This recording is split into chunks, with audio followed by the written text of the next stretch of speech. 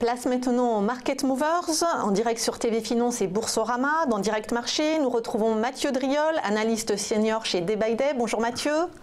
Bonjour Anne-Laure.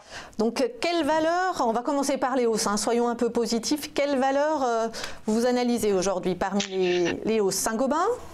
Ah oui, la première c'est Saint-Gobain, effectivement, elle progresse à l'heure actuelle de 3,04% et surtout elle a ouvert un gap haussier qui fait écho à un gap baissier du 5 avril et d'une certaine façon après en fait cette longue phase de baisse entamée en début d'année, il nous a fait passer les cours de 48,60 à 42,30, bon, c'est pas extrêmement importante, mais ça a quand même été assez violent pendant quelques jours. Eh bien, les cours essayent de retourner cette phase de baisse avec déjà donc ce gap qui fait écho au premier, le franchissement de la résistance à 44,55 et puis une reprise qui pourrait se poursuivre et renvoyer les cours vers le haut de l'intervalle entre 47,27 et 48,60. En tout cas, tant que le gap reste ouvert, c'est plutôt une reprise à attendre sur Saint-Gobain. On reste dans l'actu puisque ADP a également publié ses résultats hier, en hausse de 19% d'ailleurs.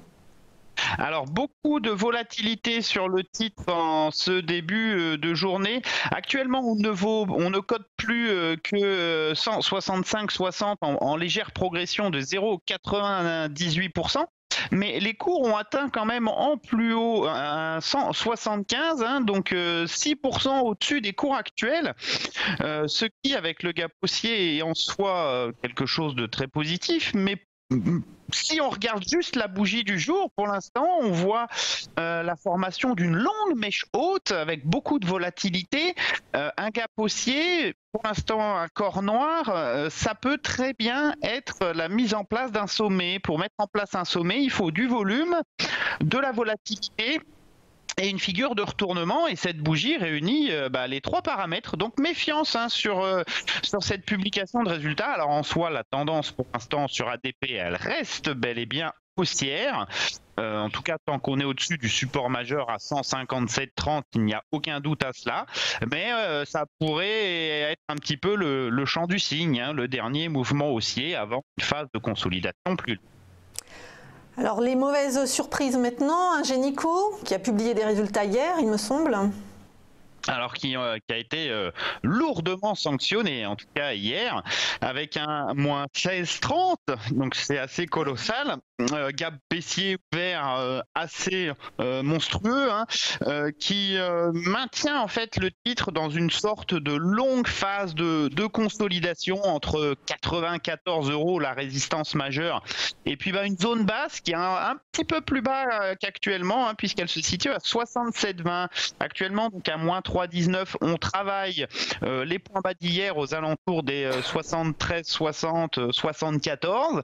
La rupture de ce niveau nous envoie sur la zone basse de l'intervalle de consolidation, en tout cas avec un gap baissier pareil. Les perspectives de hausse, vous pouvez les mettre aux oubliettes. La dernière fois que le titre avait fait un gap baissier aussi important, c'était en juillet 2016. Ça avait été suivi par un autre gap, puis on était passé d'à peu près 110 à 67. Le risque, c'est de faire une réplique un petit peu dans ce goût-là, donc méfiance quand même sur Ingenico. Et dernière lanterne rouge, Valeo qui inscrit la plus forte baisse au palmarès du CAC aujourd'hui et qui a publié un résultat net en baisse de 4%. Ouais, ça plaît pas du tout sur Valeo. Gap baissier là aussi extrêmement important, moins 9,76 à l'heure actuelle. Alors on avait quand même marqué des nouveaux plus hauts il n'y a pas si longtemps que ça, puisque c'était le 11-12 janvier dernier, légèrement au-dessus des 66 €. Depuis, il y a eu une première vague de baisse, une reprise hier, et puis ce gap qui est quand même pour moi un petit peu dangereux. Alors pour l'instant, on est juste au-dessus du support majeur à 55,20.